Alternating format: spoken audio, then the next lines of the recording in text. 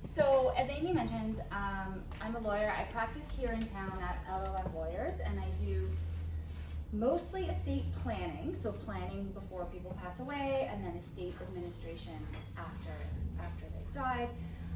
I could go on for hours about this stuff. I find it so interesting. There's all these little intricacies of things that can happen, but I too will be respectful of people's time.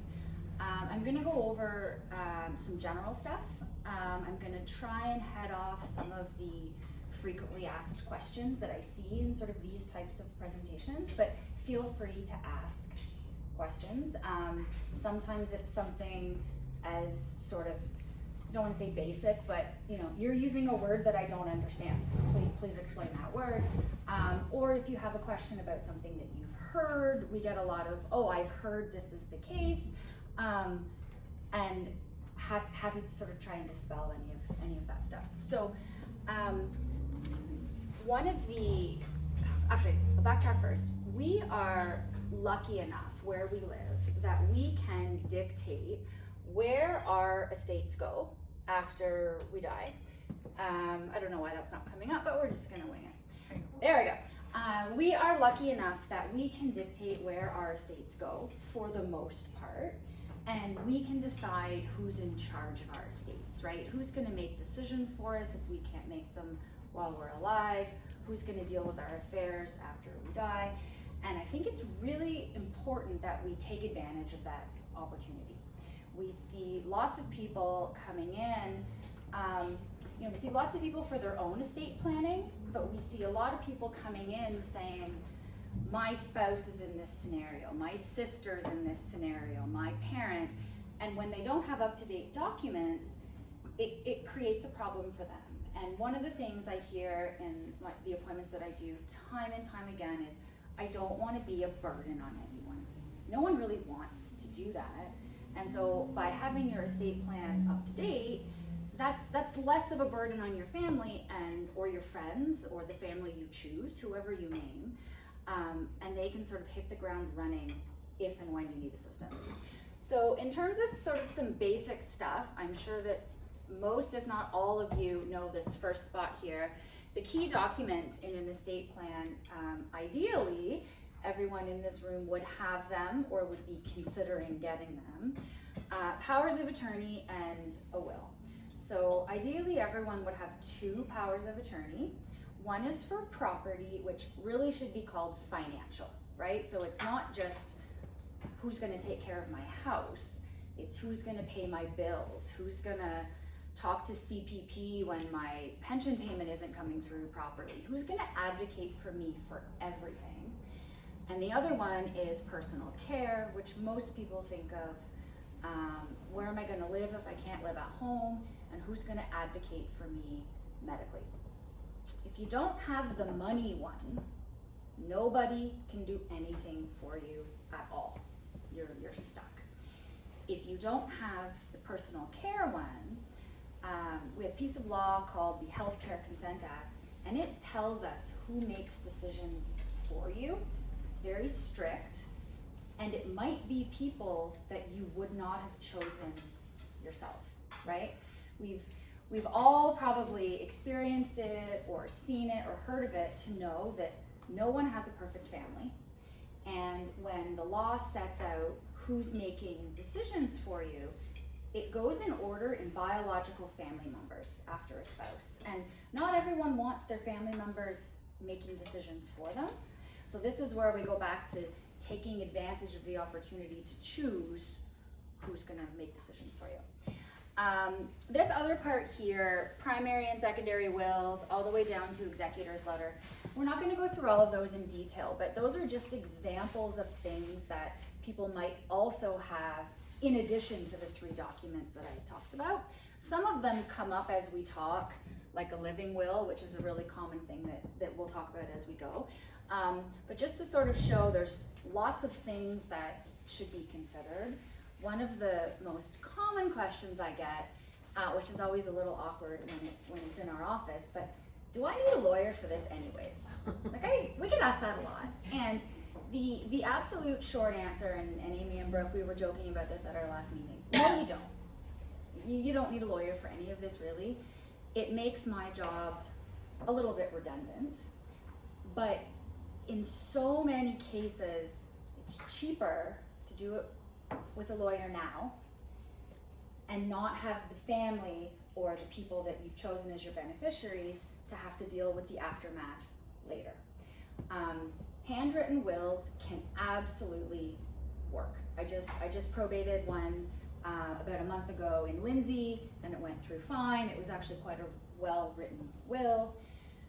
But even the idea with that is it took probably a good 8 extra months and cost thousands of dollars to the family, where that could have been in their pockets, right? And of course we try and keep our fees reasonable and that sort of thing, but we have to make a living too. And just the idea that in that case it worked out well because everyone agreed, and everyone said, we agree that this is mom's will, but that doesn't always happen. So the short answer is you don't need a lawyer, but I like to think we can at least be helpful from time to time. So you guys have probably all heard of this term probate. It's thrown around a lot. Most people are scared of it. It's actually not as terrible of a thing. But in terms of, because it's going to come up today, because usually we end up talking about probate taxes. So what is probate anyways? It is court approval of a will, and it confirms the estate trustee's authority. So the estate trustee is the same as the executor. It's just a new word versus an old word. Probably in about 10 years, the courts will come up with another word we're supposed to use, but it's all the same thing. It also starts timelines for claims against an estate. And so basically what it is for the most part is it's done in paper. Nobody actually has to go into a court and argue it, but you have to give the court enough information that they can be convinced that this is the right will for the deceased. Not everything requires probate. So the way I usually explain it to clients is to say, if you think of someone's estate, think of all the different entities or institutions that might hold the assets, right? Maybe they have 3 different banks, maybe they have some real estate, a vehicle, whatever it is.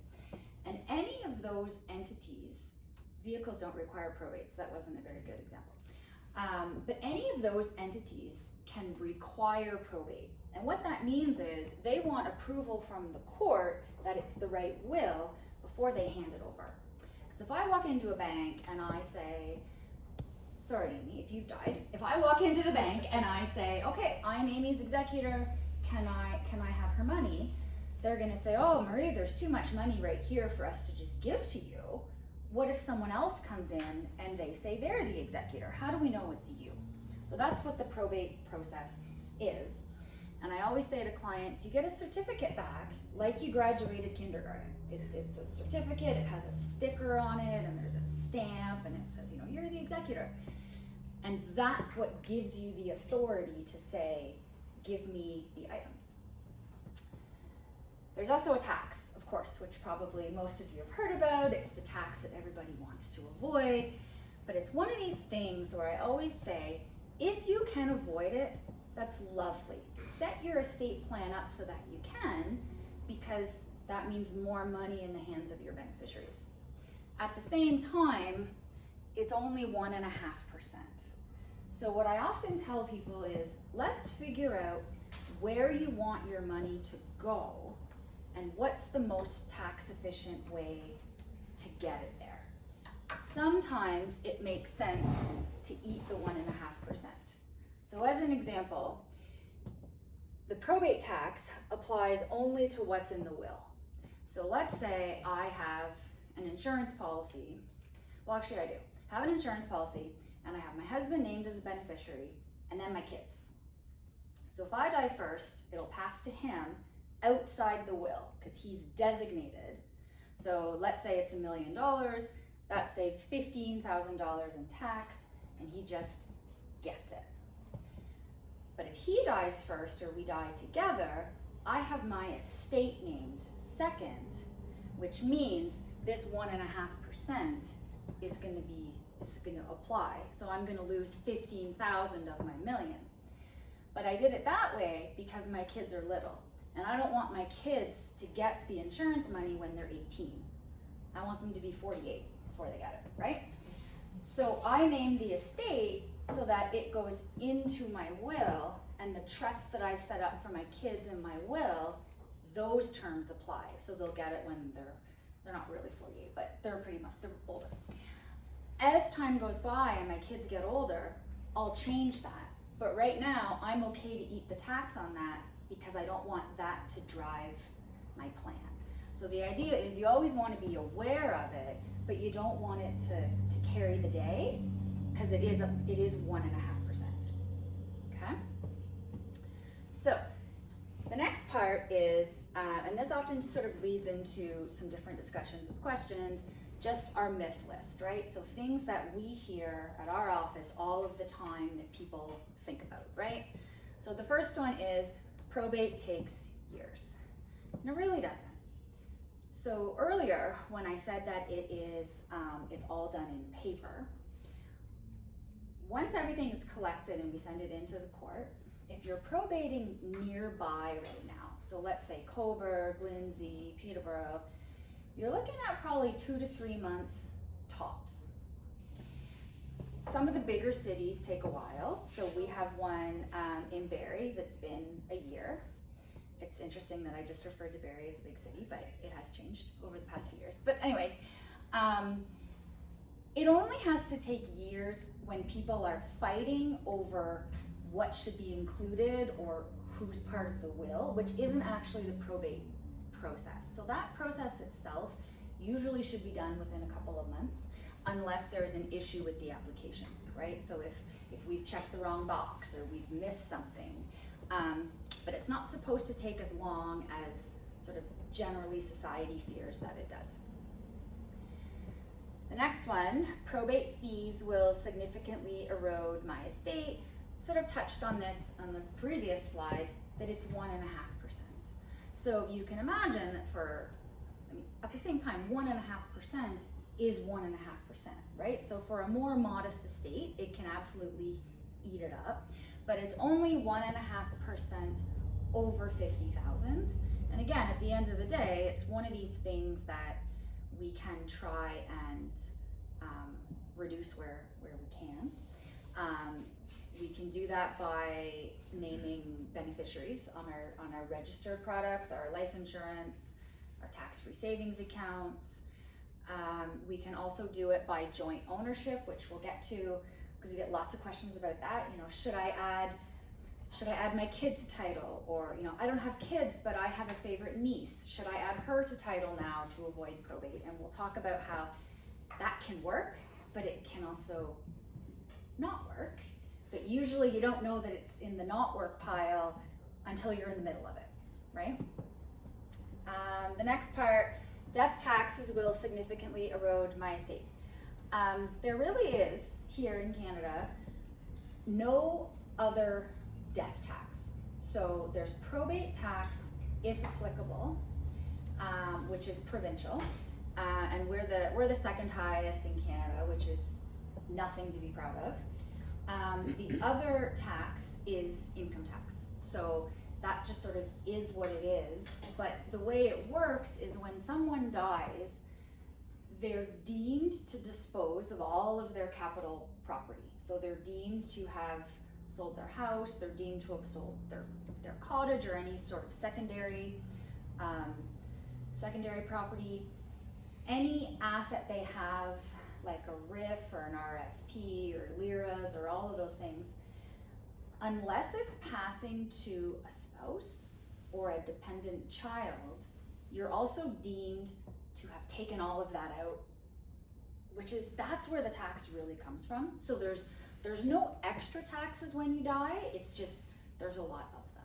So if I work really hard all my working career and I save $400,000 in my RSP, and then I die and I don't have a spouse to pass it along to, on my last income tax return, my estate trustee has to report $400,000 in income, which is significant, and it's crummy. There's no way around it other than figuring out where's the magic spot during your lifetime to stop contributing. And I haven't figured it out yet. But it's just one of these things where people get surprised. And if they haven't dealt with it before, they might not know that that's the case. But it can lead to some pretty significant tax implications. And if people know about it in advance, because part of my job is not necessarily just making sure you have a will or powers of attorney that work, but it's understanding the whole process behind it. And if people don't know that that's going to be a big tax, that can cause problems, right? It can mean, okay, maybe actually the cottage has to be sold, or this or that, or if I gave my RSP to you, but you're my beneficiary under my will, you get that 400 outright, and off you go. I hope you enjoy it. And then whatever's left in my estate is eaten up by the tax on that, and then you get what's left. And so if it's the same people, that's great. But if it's not, people just have to understand how it works, because another tagline I use a lot is wills are supposed to keep good relationships good, and they're not supposed to make poor relationships any worse.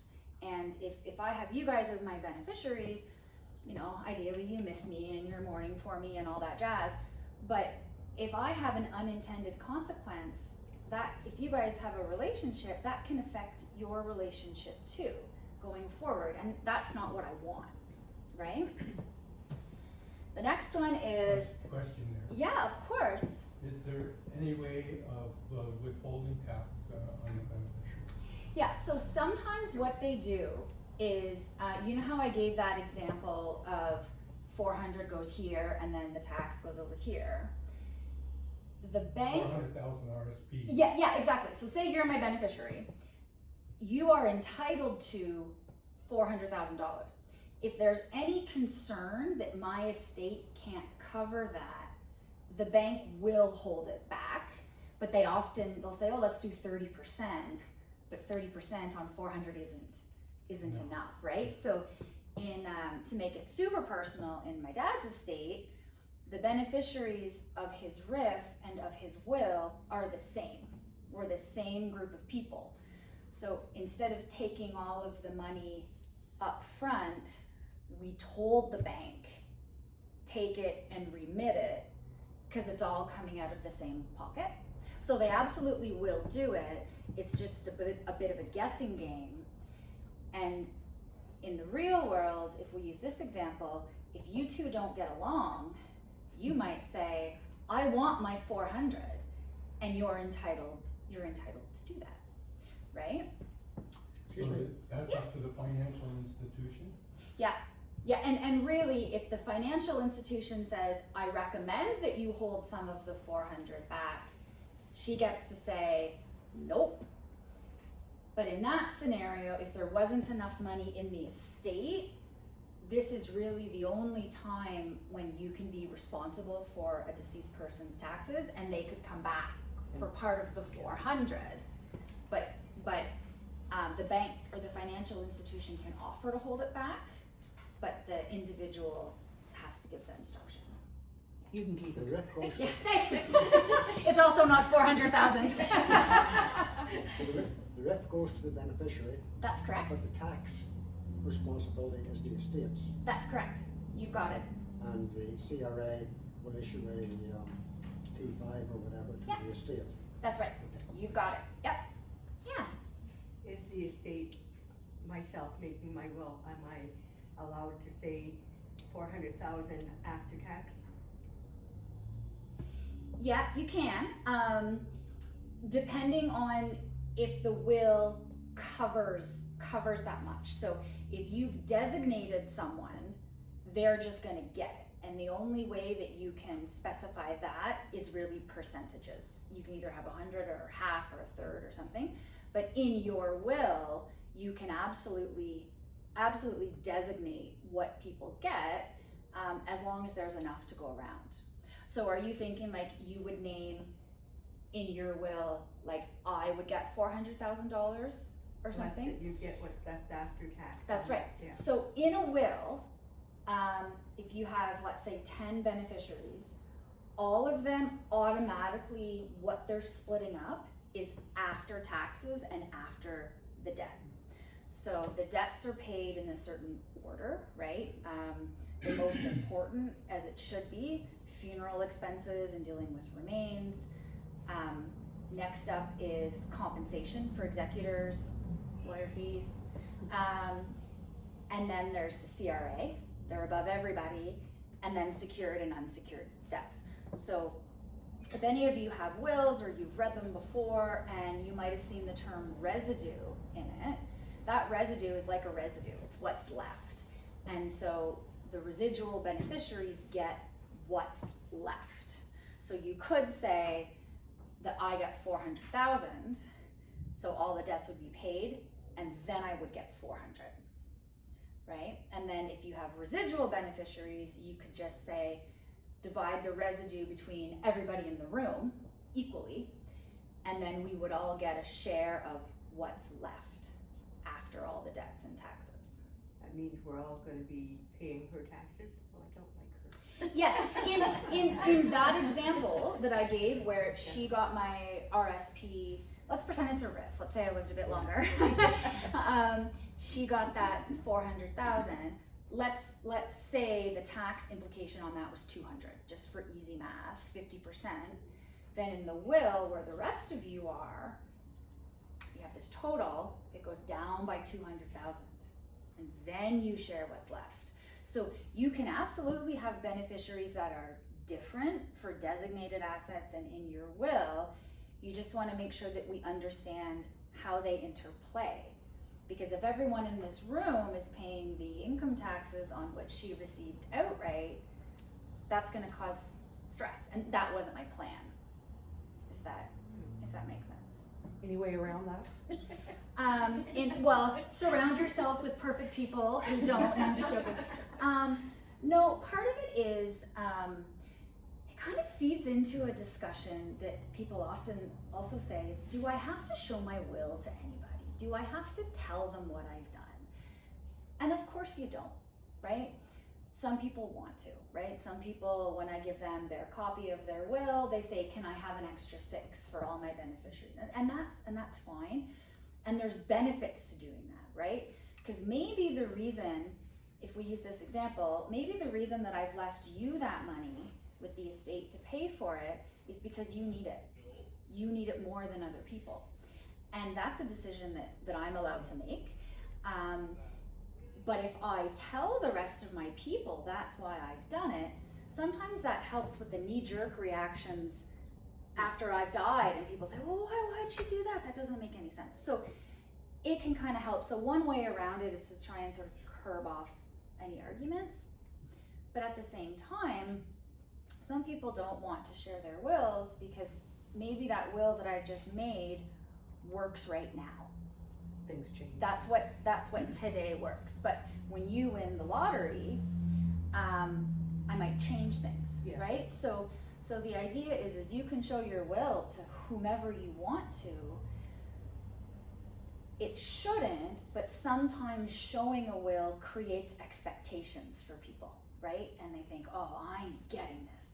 And sometimes, that means maybe they don't work as hard in life if you have a big estate or something, or you never know what the cause is, but then if ever they find out it's changed, that can cause a lot of disappointment to people when really anything that any of us get under a will is all found money, right? It's a gift to all of us, right?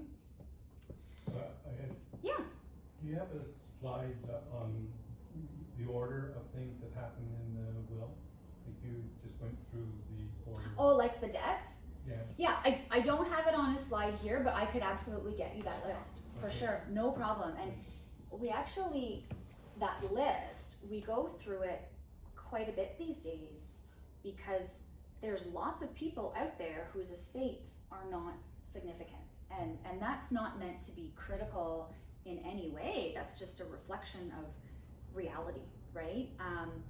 And lots of times where we see these insolvent estates where we have to figure out the order of debts that are paid, lots of times it's in younger people because they haven't yet had the ability to, you know, be in the workforce or all of these things. And being an executor is never a fun job.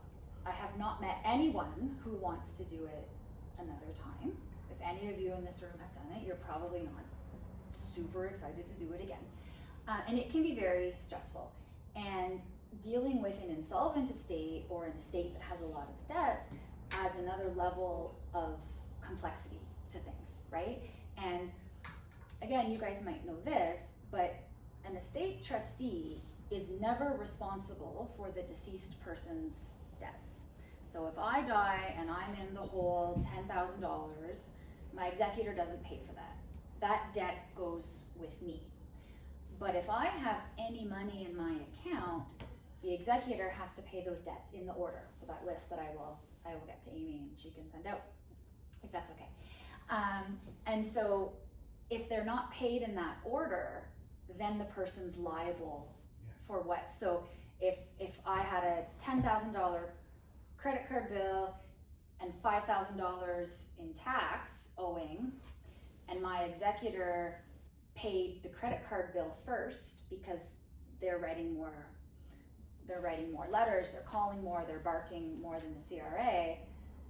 Now my executor is responsible for my $5,000 CRA bill.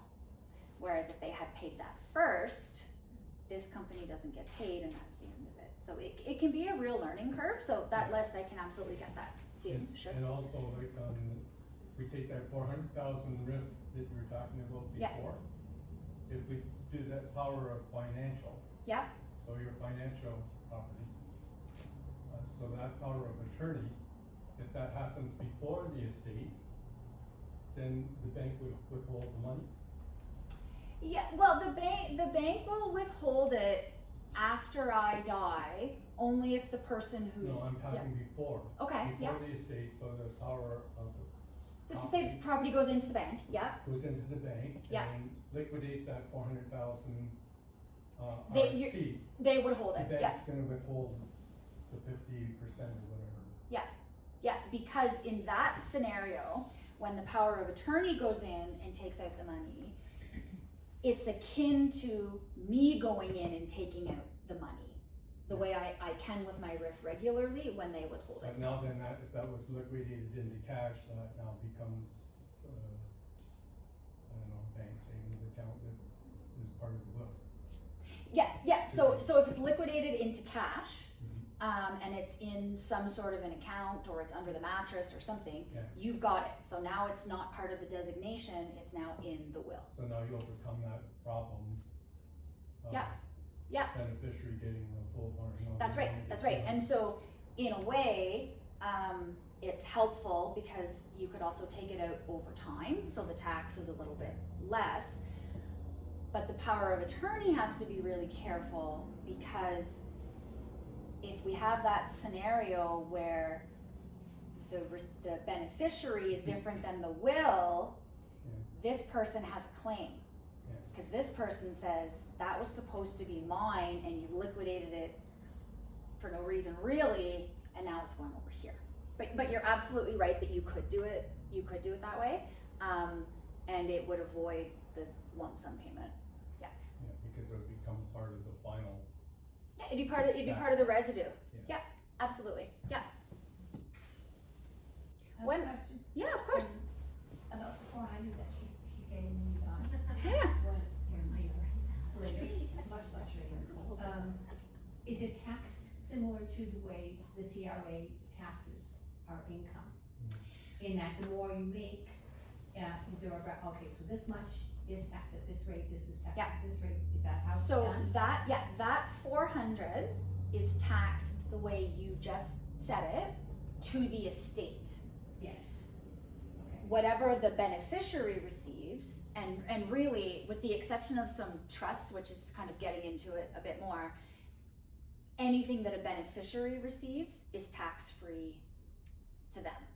So they don't report it. So when that 400 comes through, that's $400,000 for that person. They don't have to Right. to tell this or that. So it is taxed at the for the deceased in that using, using graduated rates is the word I was looking for that wasn't coming. Yes. Yeah. Exactly. Perfect. The next one, I should put all my assets in joint names to avoid probate fees and death taxes. This is a really common one.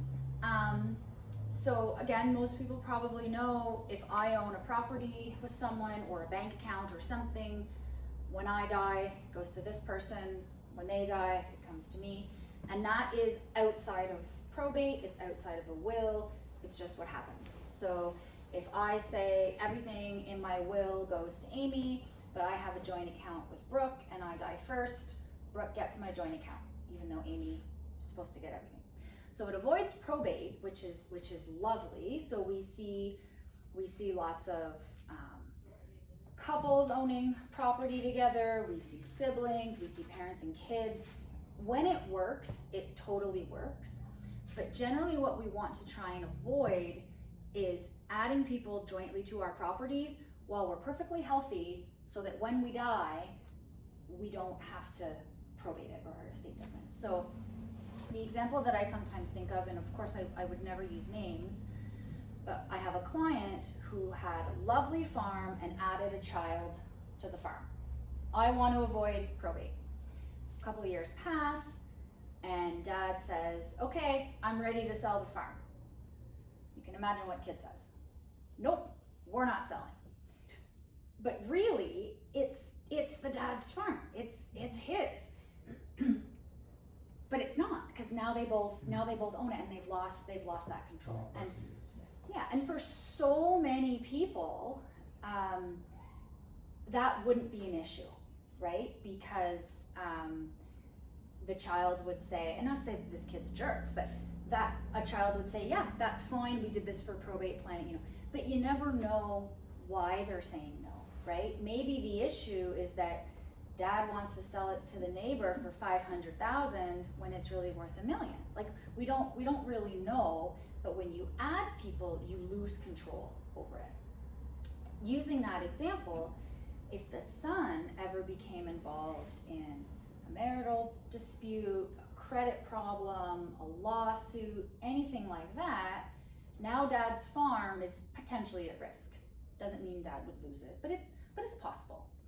So what we often tell people, and I would say this scenario where we see this the most often, is where there's two people on a property, let's say they're spouses, they don't have to be, and one of them dies, and now there's one owner left. And I say, but I should add somebody, right? I should add a kid, or I should add whatever. And we often say, first of all, don't do it right now.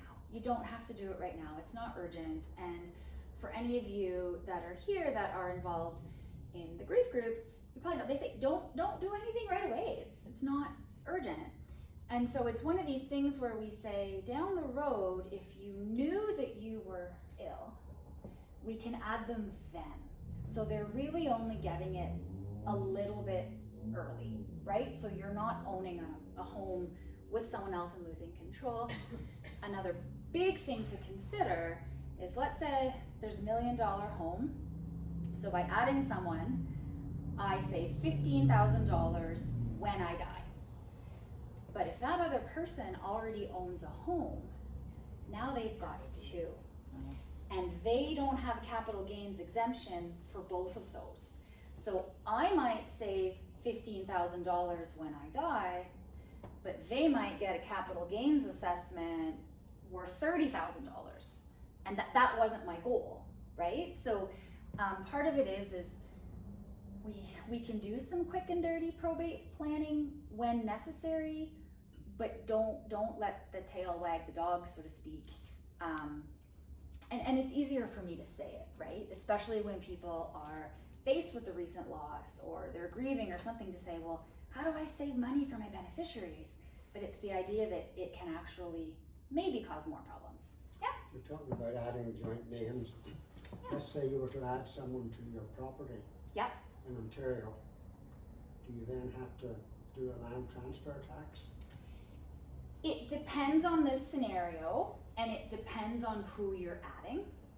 So if you were adding someone where there's no outstanding mortgage, like if you were adding a partner, let's say, or a child or something, that's fine. Sometimes if there's an outstanding mortgage, sometimes the tax is payable on the value of the outstanding mortgage. So you could, when we talked about having a capital gains liability later, you could also have a land transfer tax liability up front. So it can also be like an expensive move to make to try and maybe save money down the road. Okay, so you need to make sure you don't have a mortgage. Yeah, and also the idea is I might add someone to save probate tax, but I might not want that person to get my house, right? I might say I want to save the $15,000, but I only want you to get a portion of it. So, and there's ways we can do it where we have them hold it in trust with trust agreements and that sort of thing, but that doesn't always avoid probate anyways. Yeah, I feel like there's maybe a hand, yeah, go ahead. Is there a difference between your principal residence and say a cottage? Yeah, so your principal residence, and I don't know the official definition, but as long as you're using a residence on basically a semi-regular basis, that can count as your principal residence. And is that the taxable when it passes? That's the one that does not have capital gains on it. So if you had, say, a home and a cottage, even if your cottage is only usable for half the year or something, as long as you're using it, you can choose which one is your principal residence, or once you die, your executors can choose. The one that's the principal residence, that doesn't have capital gains on it, or that are chargeable or taxable, but there's a formula, because if, let's say you owned a cottage for 20 years, you might only be able to use the gain or the exemption on 10 of those years. Like it depends what else you've owned, but the idea is you get to designate which one is your principal residence. Yeah. I thought in the definition of residence, it was ordinarily inhabited. Yeah. And the idea is, so ordinarily inhabited, as soon as you said that, I thought, yeah, that's exactly it. It just doesn't have to be ordinarily throughout the year, right? Because they acknowledge that sometimes some cottages can't be used in the winter or something. So as long as you're using it, and inhabited is a big word, because if you're not really using it and you're renting it out on Airbnb all the time, that's not a principal residence. The next one, I should give my estate to my beneficiaries to avoid probate taxes and death taxes. Sometimes people want to do this, right? Sometimes people are in a lucky scenario where they can say, I have enough money to live. I don't need all of this money. And there's something really neat about being able to give money to your beneficiaries during your lifetime and seeing them use that, right? To buy a house in this economy, or to go to school, or to meet a dream they've had or something. But the idea is, and I think everybody in this room already gets that, is you have to put yourself first, and you need to make sure that you have enough money for yourself, because we never know what's going to happen. And one of the things that we see a lot is powers of attorney coming in. So kind of the same thing, but the powers of attorney saying, can I give money out now? And it's a hard area, because legally, yeah, you can give money to people now to try and avoid taxes, and that would be great. But they sure as heck better be the people in the will, not the other people, to some, with some exceptions. And what happens if the person doesn't have enough money to live? And so sometimes people come in and they say, well, let's make a contract. Let's say we'll pay this out, but if mom needs more money, we'll all pay it back. I think, but if that's the point that you're at, maybe you just let mom be. Maybe you let mom be, and maybe there's a bit more tax when she dies, but then you know that mom doesn't need to be asking for money, and maybe mom's not in a state to ask for it, right? Executors and powers of attorney are the same thing. You guys already know that they're not, because you understand the difference. This is a big one. Living wills and powers of attorney are the same thing. And this I like this topic, and I think it's important because wills are obviously important. To some extent, I think powers of attorney are even more important because you're still alive when we're talking about this stuff. And so your power of attorney for personal care sets out who makes the decisions for you, and you can give them instructions.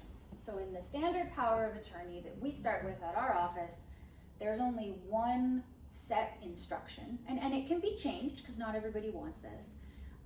And we call it the no heroic measures clause, which basically means if I'm not coming back, I don't have a quality of life, I'm terminally ill, do not keep extending my life. Keep me comfortable, but allow me to go.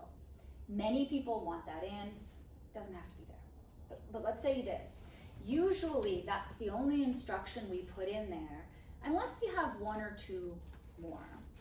But if you have a set of instructions that you want to give someone, that's a living will.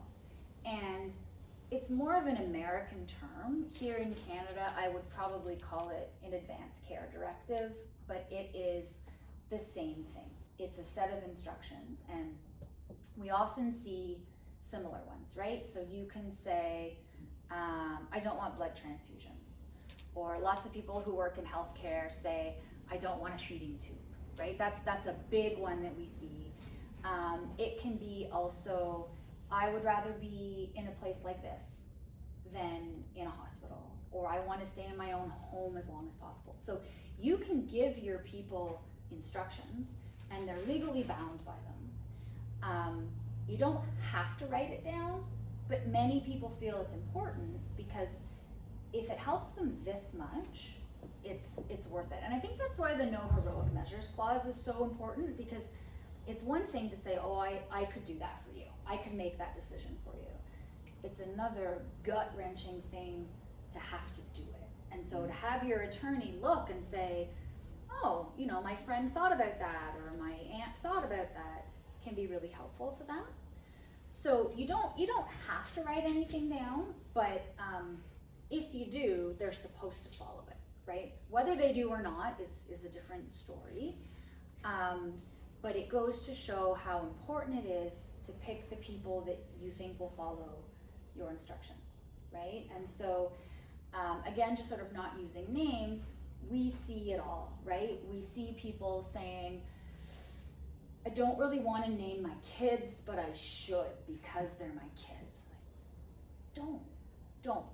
Close your eyes, think of the person who's going to do the best job for you, and then we'll add in what the relation is, right? And sometimes people might get their nose out of joint because they weren't the one that was chosen, or they weren't the one that was chosen first or whatnot. But if you're making rational and reasoned decisions about who's going to act for you, you get to do that, right? You don't need their approval. This one's kind of a joke a bit. All beneficiaries are happy and families don't fight. They do. Sometimes they do because there's real valid reasons for people to fight, right? And I always think of this town, like I grew up here, and it's changed over the years as all towns do, but I like to think it's sort of this happy little place and that sort of thing. But you know, we do have people coming in saying, my mom needs to change her will and my mom wants it to be me. And it just like it happens, right? And you know, this is where I often jump in and say, my husband does this too, and he does only the fighting stuff. And he is so busy, and he only works in Peterborough and Peterborough County for the most part, right? And so it sort of goes back to what we said at the start, that we're so lucky that we can choose where things go, right? We can say, hey, these people were meaningful to us. You know, when we were talking earlier about the amounts, right? We can say, my best friend has been lovely to me. I want to leave her this, right? Hospice has been great to my family. I want to leave them this. And there's no rules about what it has to be, right? Like someone the other day wanted to leave something to someone in their will, and it was $200, and she said, you know what, I know it's not very much. And I said, but it's actually quite a lot, because out of all of the people in your life, you picked her, and that's meaningful, right? So I love to see when people are using that opportunity to put things where you want them to be, because if you're like most people, you've worked very hard for what you have and what you have to show, whether it's this much or this much or this much. So why not set it up in a way that it can be managed for your benefit and go to the people that you want it to? What about trust, like putting money in trust for people? Like Yeah. family members, friends, whatever, like. Yeah, so go ahead. Well, no, are they taxable, or how are they? They How does that are. work? So you can either create a trust during your lifetime, right? Right. So, and there's a few different kinds, and I don't know very much Latin, but an inter vivos trust is one that you make while you're alive, Okay. right?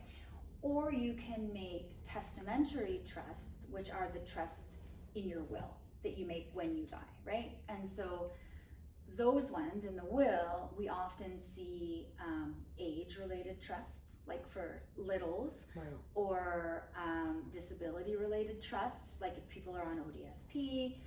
Sometimes there's trust just because they don't make good decisions. I'm gonna rephrase, decisions that we don't think are good. Maybe we just don't agree with their decisions. And sometimes people put things into trust because they don't want, say it's a child, they don't want that child's spouse to access it. So there's lots of different ways, right? And so when you do it in your will, both times it creates an entity, right? And a tax-paying entity. So there's taxes that are payable, but there's different rules. And this is a bit above my pay grade, but there's different rules on when the tax is trust and when the beneficiary is trust, because Okay. sometimes you can flow it through. But trusts are absolutely a good way to try and preserve things when you want to protect your beneficiaries too, right? And then if you do the lifetime ones, sometimes there's a tax triggering event, right? So if I have a family cottage and I put it into a family trust, it's as though I sold it, right? Oh, okay. But if I put it into either a joint partner trust or an alter ego trust or things like that, It's different. it just moves over, so there's no deemed disposition. So part of it is figuring out what the plan is, right? Like, is it that I want something to be handed out over time? Or is it that I want to preserve something for a future generation? Oh, okay. Yeah, because there's lots of, and if it's in a trust over here, it's outside of probate too. So sometimes people do it So for it is probate, yeah. outside. Because if you take something and you transfer it to a trust, you don't own it anymore. The Right. trust does. Oh, okay. Yeah. Yeah, go ahead. Can you set up a Hanson Trust while you're alive that will take effect when you die? And in it, you'll maybe contribute assets at a time which you lose control of. But on death, let's say the sale of a home, which would be principal residence. Yeah. The residue would go. So can you, and is the 21-year rule effective there? So even if you did one during your lifetime, which we can talk about in a second, you should always have a Henson Trust if you think you need one in your will. So for anyone who doesn't know what a Henson Trust is, it's a special trust that you can put in your will for beneficiaries that are either on ODSP, so Ontario Disability, or a provincial equivalent, or could be in the future. And it protects their entitlement to ODSP. So if in a will, you say put it in trust for Johnny until he's 18, that money is Johnny's, and Johnny gets it when he's 18. In a Henson Trust, the wording that we use is that money's not Johnny's, but it's there if Johnny needs it. And we can give Johnny some as we go. And so just the way it works is it protects the financial eligibility, because for most people on ODSP, if you plop some money in their lap, they lose access to all the benefits that they have, which is really the core of the program, not the financial stuff, but the benefits. And most people inheriting from an estate are not receiving a portion that sets them for life anyway, so you don't want to mess it up. Just one second. So put it in your will anyways, so that whatever's in your will would flow into the trust. Outside of your will, you could set something. You can't set a Henson trust itself up, but you could set up like a discretionary trust and name that person and put things into it over time. Just one other question. My will, I was advised not to put the Hanson Trust in the will, but in the codicil. Does that make sense to you? So if it's in the codicil, it's part of the whole package. So when you have a will, you have a will. And then a codicil is an amendment to a will. So basically a codicil might say, pull out paragraph 2 and put my new paragraph 2 in. And codicils were really popular back when wills were typed on a typewriter. Because if you were gonna, let's say, change one thing in your will, you had to redo the whole will. And so the codicil lets you pick out what you're doing. So if you have a codicil that says something like, if any share passes to Johnny, it goes, in the trust, it is as if that document is inside the will. Yeah. Sorry, I skipped over you before. That's okay, because it was all about the trust. So the trusts are looked after by financial institution? The trusts are placed at financial institutions, but by default, your executor would manage them. So if you don't say anything, and I'm your executor, I would manage those trusts and I would set them up at whatever institution and manage them and do the taxes. But you can name someone specifically to manage the trust. So you could say, They're like the advisor, right? or a special trustee. So you could say, Marie, you're the executor, but Amy's the trustee of the trust.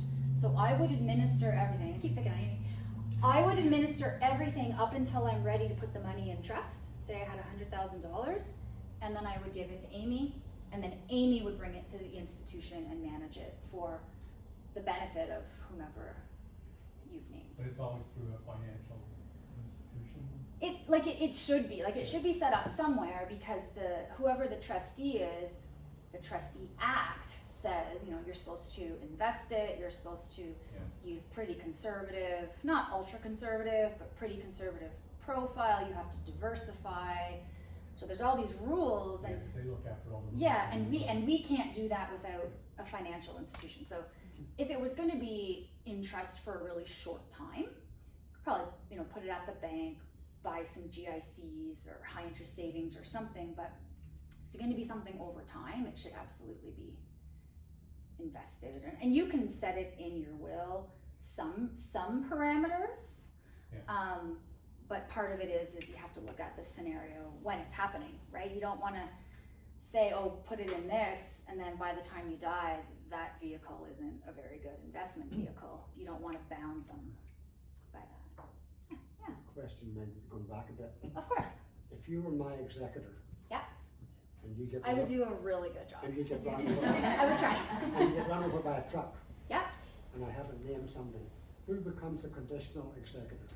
What would happen in that scenario is everybody would just sort of hit pause, unfortunately, and then we would look at who your beneficiaries are, and they would appoint someone. And so that's not true. They would vote for someone, and the court would appoint them. No, but if you're my beneficiary, you're Yeah. my executor and beneficiary. Yeah. And you get run over by a truck. Yeah. What happens? Should I name somebody? Like, I remember years ago, Yeah. a company like Royal Trust Yeah. used to do They still do. Yeah. executors. Yeah. Is that the sort of thing that we should do? Yeah. People. Or can a lawyer do it? Yeah. So that's sort of a two-pronged question. Should you name an alternate? Yes, absolutely. You don't have to name 7 people, but if you're naming one person and you have an alternate in mind, it's always good to name them for a few reasons. Number one, it's someone that you're choosing, right? That you know and that you trust. And number two, it means that after I die, after I get hit by the bus or car, that person can just sort of start, right? If I've gotten probate, they have to get a resealing, but that's not that complicated, and they can just go. In terms of who to name as an alternate, all the major banks have like trust arms where they will act as an But executor. it would be a Yeah. major financial institution rather than a lawyer. Yeah, I mean, to be totally honest, I think you would get more from a financial institution than a lawyer, and the reason is, we all have full-time jobs anyways, and we should, but we can't always give an estate the priority that it necessarily needs. Whereas a trust company, that is in this arm of the trust company, that is their job. And they used to get, no problem, they used to get a bad rap with their fees, but they've changed it a bit, and you do get what you pay for. And so I think in estates where it merits that, if someone doesn't want to name family or friends, or feels they're in a position not to name them, I think they're a great thing to consider. Okay, thanks. Yeah, no problem, no problem. Any other questions? Timing's not bad, eh?